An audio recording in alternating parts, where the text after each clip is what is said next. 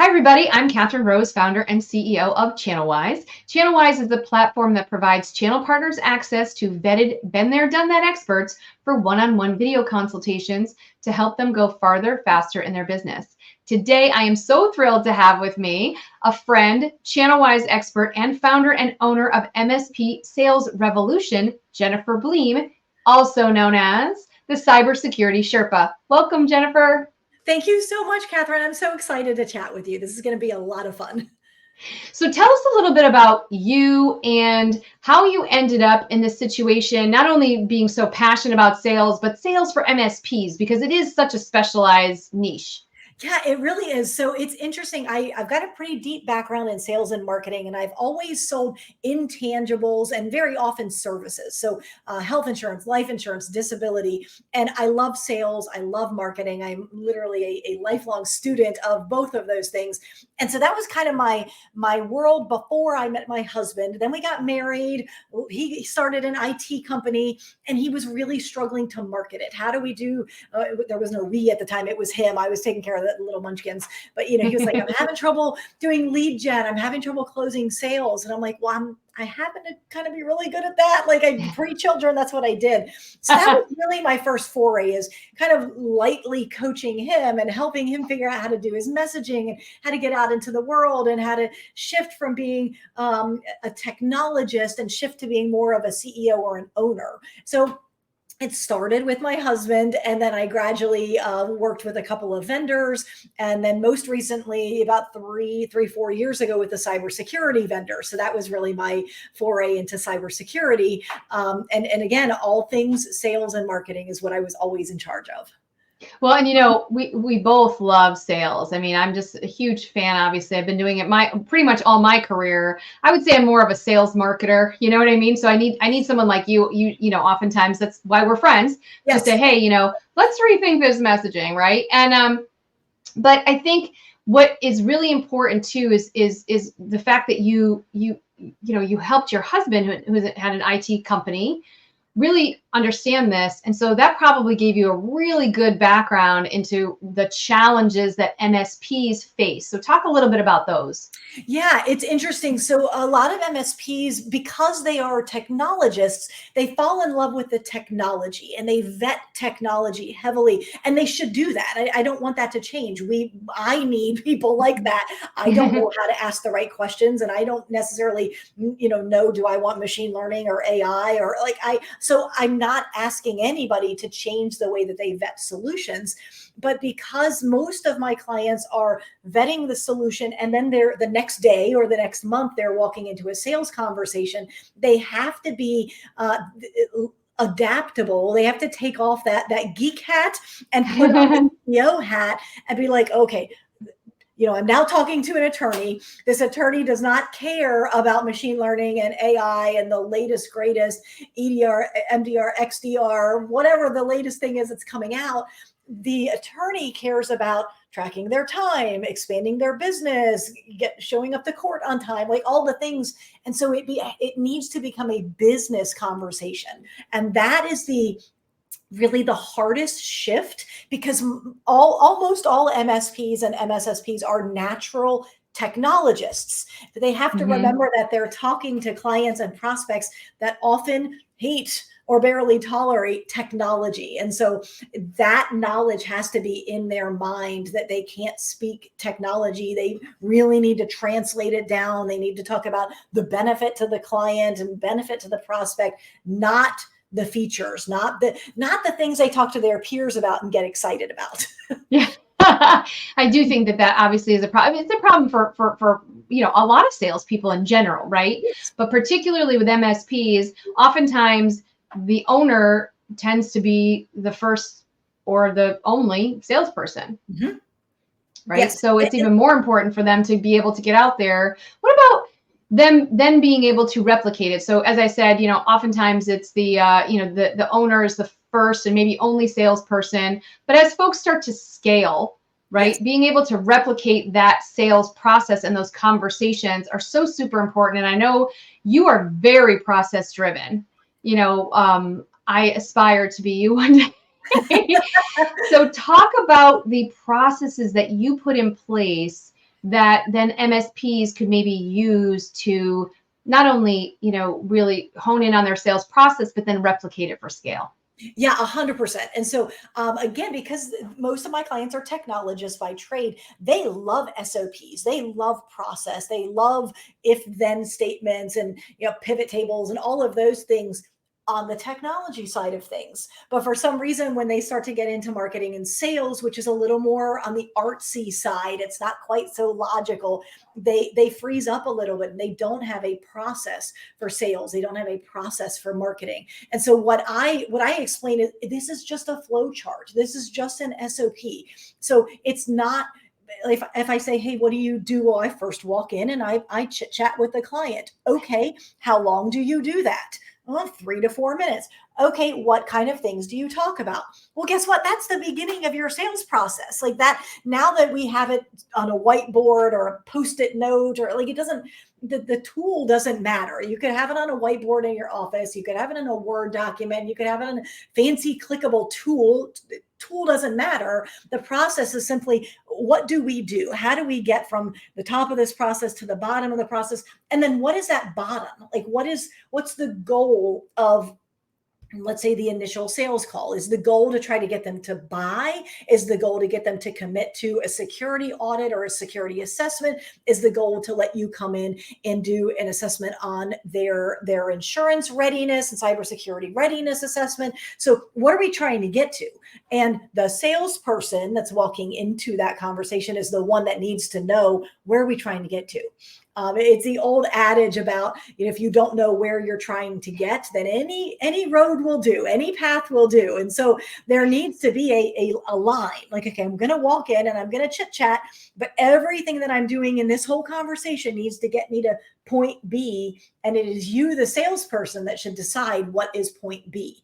Whether you believe in a 1-call close or a 2-call close or a 3-call close, those are different conversations, but every interaction should have a goal. You should always be pushing them forward in your process. Well, and to that end as well, like then that becomes replicable, because you said you don't know if it's a 1-call close, a 2-call, it could be a 6-call close, especially if you're selling into the enterprise. I mean, it used to be 8 to 10 people are involved in every sales decision. It's probably even more now, right? Yes. And so, it may be longer, but that is where that SOP comes in so handy, because you can then in your forecasting, you can say the average time it takes me to sell is X, so I'm going to budget Y, right? Yes. And then also, if you bring on new salespeople, you can say, I'm going to set your compensation up such that I know that it takes 3 to 6 months, perhaps, or a week or 2 or whatever, right? So that's why I love those processes that you set up. But I want to talk about your book. So you wrote the book, Simplified Cybersecurity Sales for MSPs. Yes, hold it up. I did. Yes. And you talk about, you mentioned in the interview earlier too about cyber. So why did you decide to really hone in on cybersecurity sales as opposed to like overall sales? And I know you coach on everything, but I know cybersecurity is really your thing. It is. And so really it came from a point of need. So if we rewind a handful of years, I was working for a cybersecurity vendor. The MSPs and MSSPs were falling in love with our solution. We were selling SentinelOne, and they would love, the anti-ransomware or whatever the messaging was at the time. And so they would adopt the solution, and then they couldn't sell it. And so it was my job to obviously get these MSPs to deploy more and more instances of SentinelOne, and they weren't doing it. And so that became my problem to solve, since I was in charge of sales and marketing. And so I started saying, like, listen, you've built this company, you've been pretty successful. Like, why is this different? Like, help me understand. Like, are you just uncomfortable? Do you feel like there's not a need? Do you why is this a speed bump, and how can I help you get over it? And so what I was hearing is that I've sold managed services, and usually previous to that, I sold break fix for sometimes decades. And so there was a ton of muscle memory built up. There was a ton of familiarity. They could really just kind of like when you're a kid and you can ride a bicycle and you're just like, I don't know how I ride a bicycle. I just, my legs just do what they do and the bicycle stays upright. And that was how most of the MSPs were selling, was just, I've done it for years. I don't really know how I do it. It just does it and it works and my company's growing. And now all of a sudden I've got to sell this additional service, or today, hopefully it's bundled all together, but how the ROI conversation is very different. The why do you need this conversation is different. The guarantee, like you could sell managed services and guarantee that it's going to save you X amount of time. You can't sell cybersecurity and ethically promise that it's going to save anyone time. Like we all know multi-factor authentication does not save me time, but it's still mandatory on all of our tools. So how all of the talk tracks and the grooves in the brain had to be rewired just a little bit. And there was no one having those conversations. There was no one saying, hey, you know how you used to sell BDR and your BDR sales, talk track would sound like this? That's really similar to how you want to sell security. And that was like big light bulb moments, like, oh, I get it now. I can talk about downtime. I can talk about impact on the end users, impact on the company itself. And so, but there was no one making those connections. So that's why it's a cybersecurity specific book. Yes, sales is sales. Yes, there's great fundamentals in the book. I've had digital marketers read my sales book and say it was fantastic, which is like, okay, not expected, very unexpected. But there are specific objection handling and talk tracks, and how do I answer some questions that can sometimes be uncomfortable and difficult. And that's what I wanted to do inside of the book. Fantastic. Well, I mean, because it is kind of a moving target, right? It's like there's no one size fits all with cybersecurity. And I know one of the things you talk about in the book is about, common mistakes MSPs might make when they present their cybersecurity stacks. Yes. So talk a little bit about that.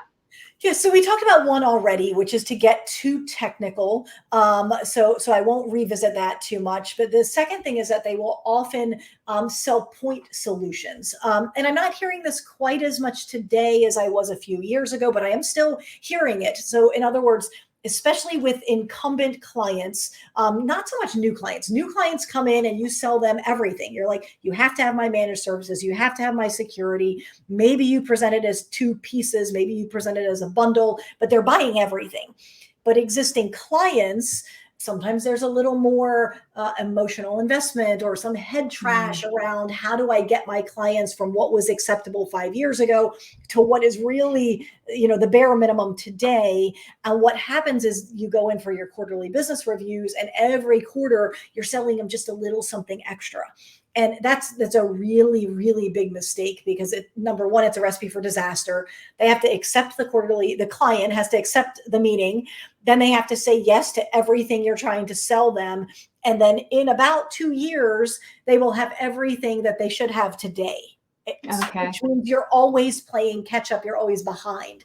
So that is a mistake.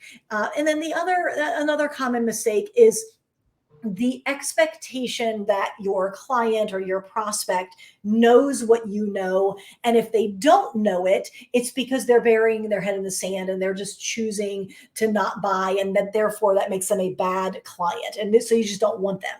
And that's not fair. Like everybody in this industry, we know about the cybersecurity issues. We know about ransomware. We know about business email compromise. Like it's our world.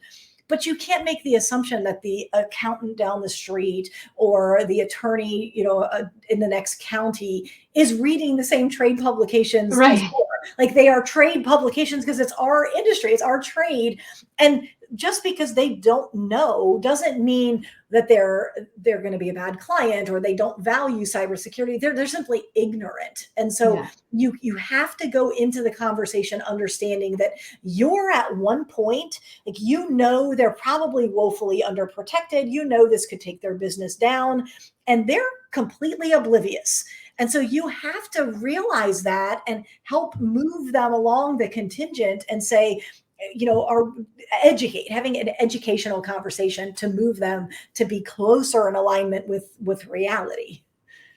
Yeah, I mean, those are all great points, obviously. And I mean, I think, what you're trying to do, it sounds like with these, with these solutions is trying to make sure that they don't leave room for competitors to get in there. So if you're Correct. waiting, for every QBR to sell them something else, and like you said, you're only incrementally, a competitor can come in and say, you know what, you're not fully protected, or you're not, you don't have a full solution here, so I can give that to you, Yes. right? Yes.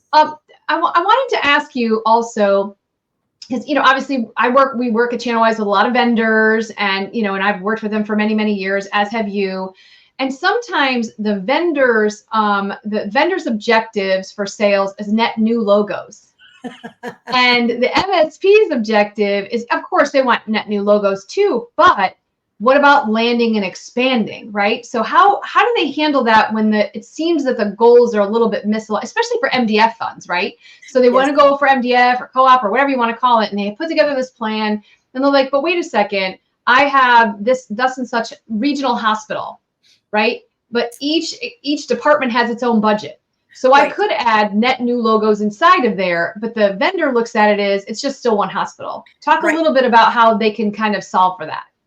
Yeah, it's an awesome, I don't know that we're going to solve that thorny problem in the next 45 seconds, but it really reminds me of that conversation we had at the beginning, where you've got one business owner who is sometimes the owner and the technologist, and sometimes that same individual is a salesperson. And so being adept and limber and being able to kind of separate those two roles is so important. I always encourage my clients, when you're talking to a vendor, yes, the vendor wants you to deploy their solution to 100% of the endpoints that you support. And I can argue that operationally that makes sense and it's more efficient, but that isn't always the reality of what is going to happen. And so a previous pastor of mine would say, preach the ideal, but embrace the real. And so, yes, the ideal is I manage 1,500 endpoints, and all 1,500 of those endpoints use the same flavor of whatever, EDR. But the reality might be that 10% of my clients can't use that EDR or won't use that EDR. I couldn't sell them on that EDR. And so embracing the real is very, very needed. And then the deeper conversation about how do we get vendors on the same page with the channel providers is some open dialogue, some shifts that need to be made inside of the industry, probably outside of the scope of this conversation. I think it is starting. It's starting to change slowly. And I'm in this interesting position where I really can see it from both perspectives, because let's just take a silly analogy. If I sell keyboards, I sell the best keyboards that are backlit and I don't know, whatever makes them fancy. Of course, I want all of my clients to sell my keyboards at all of their clients' locations. But if I'm the channel provider, maybe I just deployed other keyboards. Maybe my clients don't use keyboards. They're all on iPads. I mean, so there has to be an understanding that I can love your keyboard and I can say it's the best keyboard in the world, but that does not make me a bad partner if I've only deployed your keyboard at less than 100% of my clients. And so some dialogue, some understanding where each party is coming from is probably in order.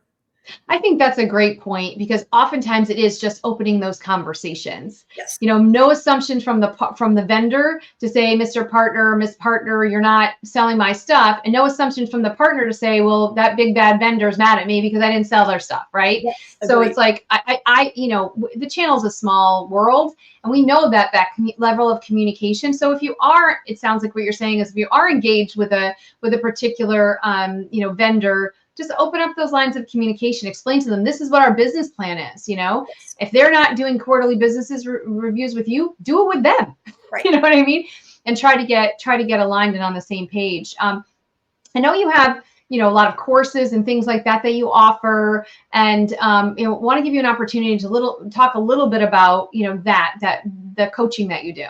Yeah, for sure. So I've got a group coaching offer that's called the MSP Transformation Machine, and it's really making some very cool changes inside of my clients. I just got word last week another client is probably being acquired, and in large part is because their marketing is on track, their sales are on track, and so it combines three different pieces. So kind of think of like a triangle.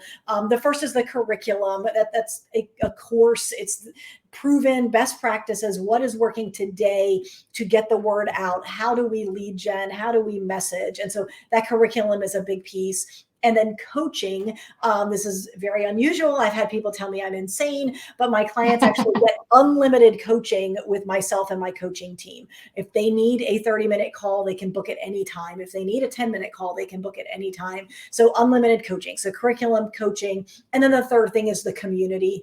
The community is so important because sometimes running a business can feel a little like you're on an island, a little bit of isolated, maybe a little lonely.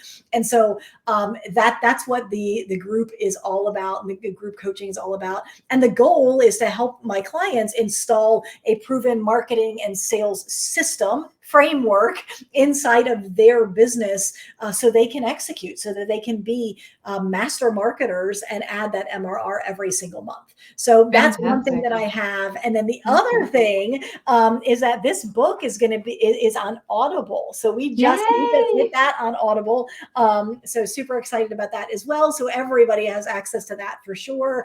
And of course it's on Amazon and as well, but it's been on Amazon for a bit, but just hit it on Audible within the last handful of weeks. So yeah, so very excited about that too. Congratulations. And obviously, you offer coaching services, but you were invited and accepted the invitation to be a channelWise expert. So just talk a little bit about why that was important for you to be involved with channelWise, and how you would see yourself and your audience potentially using it.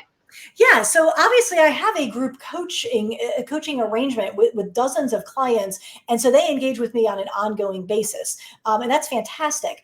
But what if you just have a single question? Like, what if you don't need an ongoing relationship with a coach, either because you're just not quite there yet financially, or because you're like, I don't really need a coach or a mentor on sales and marketing. I already have that largely figured out. But there's always tweaks. And so the common questions that I am getting are things like, my pipeline has stalled. Like, I've done a great job at my lead gen.